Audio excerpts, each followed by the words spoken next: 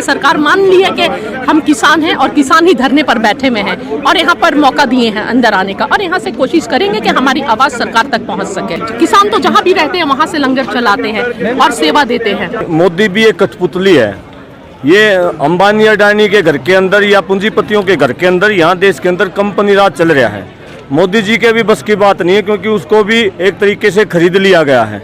आने वाले समय में संसद के अंदर जाना भी सीख जाएंगे। अगर सरकार जल्दी नहीं मानती तो खतरा किसान मजदूर को नहीं है, उसकी तो हालत वैसे ही बेकार पड़ी है।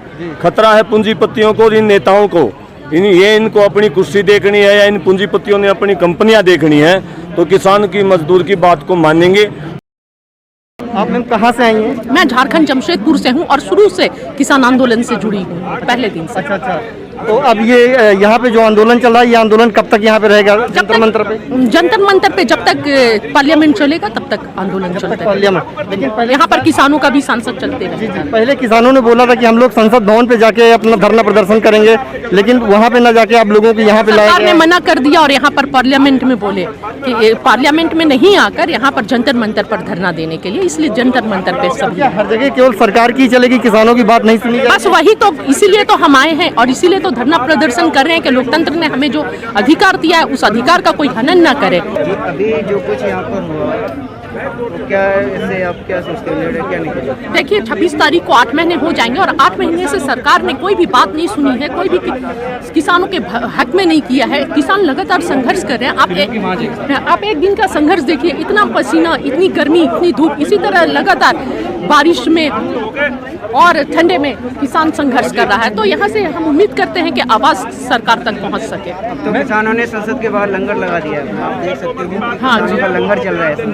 जी, किसान तो जहाँ भी रहते हैं वहाँ से लंगर चलाते हैं और सेवा देते हैं। फाइनली आप लोगों को दिल्ली में एंट्री मिल गई है। अभी तक आप लोग बॉर्डर पे बैठे थे, कैसा महसूस कर रहे हैं? हाँ, बहुत अच्छा महसूस कर रहे हैं। चलिए, आज ये हुआ कि सरकार मान ली है कि हम किसान हैं और किसान ही धरने पर बैठे हुए हैं और यहाँ पर मौका दिए हैं अंदर आने का, और यहाँ से कोशिश करेंगे कि हमारी आवाज़ सरकार तक पहुँच सके। धन्यवाद। शुक्रिया। तो जैसा कि आपने देखा कि यहाँ पे किसान लोग भोजन कर रहे हैं, खाना खा रहे हैं। तो आइए हम और भी आगे लोगों से बात करवाते हैं। पाजी, कैसा लग रहा है? फाइनली आप लोगों को दिल्ली में एंट्री मिल गई है। बहुत अच्छा लग रहा है जी, बहुत अच्छा लग रहा है, बहुत मान महसूस हो रहा है। अच्छा, हाँ जी। आप लोगों ने बोला था कि हम संसद पे जाएंगे, लेकिन फाइनली वहाँ पे जाने से रोक दिया गया। फिर आप लोगों को यहाँ पे जंतर मंतर पे लगे बैठा दिया गया है। नहीं, वो हमारे लीडरों ने पहले ही डिसाइड कर लिया था, 1-2 दिन पहले के जंतर मंतर पे ही जाना है। जहाँ उन्होंने बोला हम वहाँ पहुँच गए हैं। अच्छा। अगर उधर बोलते तो उधर चले जाते। तो संसद भवन पे जाने का कोई प्लान है आगे? अभी तो यही प्लान है, 20 दिन यही चलेगा। अच्छा। हाँ, उसके बाद कोई बनता है तो वो लगता है बॉर्डर से यहाँ आकर दिल्ली में कानून आप लोग ये काले कानून वापस करवा पाएंगे? बिल्कुल करवा पाएंगे, क्यों नहीं। काले कानून तो वापस करवा के ही जाएंगे। कैसा लग रहा है? देखिए, दिल्ली हमारी है, किसानों की दिल्ली है। और किसानों को पहले आने नहीं दिया जा रहा था ना, आज दिल्ली में प्रवेश आज भी किस तरीके से लिया गया है, जैसे हम आतंकवादी हैं, आगे पीछे फोर्स लगा दी गई, पुलिस लगा दी गई, बसों की तलाशी की गई है, और जिस प्रकार से हमारे चारों ओर बैरिकेडिंग की गई है, उसके बाद मीडिया को रोका गया है। कहाँ लोकतंत्र है, कहाँ देश की आज़ादी बची है? और ये सवाल है, ये जो पास में संसद चल रही है उनके लिए एक बहुत बड़ा सवाल है कि देश के अंदर लोकतंत्र नहीं बचा है। और ये संदेश भी है हमारा कि ये जो लोकतंत्र के जो रूप में हमने संसद यहाँ चलाई है, कि अगर हमने हमारी बातों को अगर नहीं सुना गया, लोगों की बातों को अगर नहीं सुना गया, तो आने वाले समय में वो जो नेता अंदर बैठे वो यहाँ सड़क के ऊपर होंगे और जो सड़क के ऊपर बैठे वो अंदर होंगे। आपको ऐसा नहीं लगता कि लोकतंत्र केवल मोदी जी के घर के अंदर एक कमरे में बंद होकर रह गया है? बिल्कुल, मैं ये कहूँगा कि मोदी भी एक कठपुतली है। ये अंबानी अडानी के घर के अंदर या पूंजीपतियों के घर के अंदर यहाँ देश के अंदर कंपनी राज चल रहा है। मोदी जी के भी बस की बात नहीं है, क्योंकि उसको भी एक तरीके से खरीद लिया गया है। ये सारा लोकतंत्र पूंजीपतियों ने पूरी दुनिया का ही लोकतंत्र छीनने का काम कर रखा है। तो आपको लगता है कि जो आदमी बिकाऊ है, क्या वो देश की सत्ता में होना चाहिए? बिल्कुल भी नहीं होना चाहिए। और हमारी ये लड़ाई केवल 3 कानूनों की नहीं है, ये लड़ाई देश के अंदर लोकतंत्र स्थापित करने की भी है। क्योंकि मोदी जी जब 2014 में चुनाव लड़ रहे थे तो बड़े बड़े वादे उन्होंने अपने घोषणा पत्र के अंदर किए थे, जिसमें से किसानों के लिए भी स्वामीनाथन आयोग की रिपोर्ट लागू करने की बात थी, कर्जा माफ करने की बात थी। लेकिन उसके उल्ट जो है ये तीन काले कानून लेकर आए हैं और सभी पार्टियां लगभग किसान मजदूरों के साथ ऐसा ही कर रहे हैं। तो ये जागरूकता आज यहाँ पर आप आए हो और बोला गया है कि लगातार यहाँ पे जब तक संसद चलेगी आते रहेंगे किसान, तो इससे कुछ निष्कर्ष निकलेगा? देखिए, निष्कर्ष निकलना ना निकलना ये मोदी जी का काम है, लेकिन एक जरूर मैं स्पष्ट कर देना चाहता हूँ, यहाँ किसान दिल्ली के अंदर आए हैं, संसद लगाना सीख गए हैं, संसद के पास बैठना सीख गए हैं, आने वाले समय में संसद के अंदर जाना भी सीख जाएंगे। अगर सरकार जल्दी नहीं मानती तो खतरा किसान मजदूर को नहीं है, उसकी तो हालत वैसे ही बेकार पड़ी है। खतरा है पूंजीपतियों को और इन नेताओं को। इनको अपनी कुर्सी देखनी है या इन पूंजीपतियों ने अपनी कंपनियां देखनी है, तो किसान की मजदूर की बात को मानेंगे। और बहुत भारी दबाव में देख पा रहा हूं, क्योंकि संसद के अंदर जिस प्रकार से प्रधानमंत्री को बीच में ही बाहर निकलना पड़ा, उनकी बात को अनसुना कर दिया गया।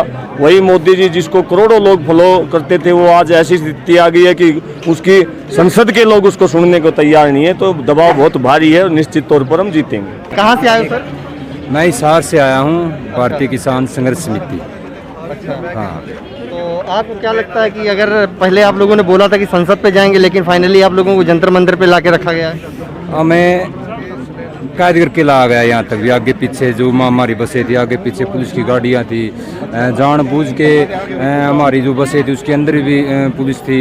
बंदी बना के यहाँ पे बिठा दिया लाकर, और हमें ऐसे इस तरीके से लागा जैसे कि हम कोई आतंकवादी हैं, कोई बम फोड़ने वाले हैं। हमारी गाड़ियों की चेकिंग हुई, हमारे पर्सों की चेकिंग हुई। यहाँ तक भी हम तो सिर्फ संवैधानिक तरीके से एक संविधान के दायरे में रहकर विरोध कर रहे हैं। विरोध हमारा ये था कि संसद पूछ की जो हमारी तैयारी थी, संविधान के दायरे में काम कर रहे हैं, लेकिन आपको लगता है कि इस देश में संविधान बचा है? नहीं, इस देश के अंदर संविधान तो बचा ही नहीं। या गोदी में जो भी है मोदी है, जो सारा कुछ बेच कर खा गया। अंबानी अंडानी का सब कुछ नाम कर दिया। अंबानी अंडानी की सरकार है, अंबानी अंडानी का इस देश के अंदर राज है, और कहीं भी कुछ नहीं बच रहा देश के अंदर। तो सब कुछ खत्म कर दिया, सर ट्रेन बेच दी, सब कुछ बेच दिया। इस देश का लाल किला तक अंबानी का नाम कर दिया। इससे बड़ी बात क्या होगी? और हम पिछले 8 महीने से जो प्रोटेस्ट कर रहे हैं बॉर्डर के ऊपर बैठकर, 700 से ज़्यादा हम साथी दे चुके हैं, और 8 महीने अब हमें होने वाले हैं। हासिल क्या हुआ? बदले हमें कुछ नहीं मिला। अब तो इंडोनेशिया आए हैं, ये 2 लाख भी आएंगे और ये 2 करोड़ भी आएंगे, और सरकार थोड़ा सचेत रहे इसके लिए। तो कब तक बैठने का यहाँ पे आपका इरादा है? हर रोज जत्थेबंदियों के हिसाब से 200 लोग आएंगे बॉर्डरों से। अच्छा, अलग अलग बदल के हम 5 बजे तक आए यहाँ, उसके बाद चले जाएंगे जहाँ से बॉर्डरों से आए। ये कितने तारीख तक चलेगा? ये मानसून सत्र जब तक वो चलेगा। जब तक संसद चलेगी? हाँ, जब तक संसद चलेगा, जब तक हम रेगुलर 2 से आएंगे। सर कहाँ से आए हो आप? हम सर ब्लाड मेहमा से हैं। अच्छा, किस लिए आए आप यहाँ पे? हम तो हमारे खेती के जो कानून है उसके लिए आए हैं। अच्छा, क्या दिक्कत क्या है? दिक्कत तो बहुत है सर। कोई भी गरीब इंसान है उसको रोटी नहीं मिल रही है अभी। ठीक है, हमारे भी पास जो 2-4 किलो ज़मीन है वो भी छीनना चाहते हैं। नाम सर आपका? मैं डॉक्टर सतनाम सिंह जनाला हूँ, अध्यक्ष हूँ जमहूरी किसान सभा। कहाँ से आए आप?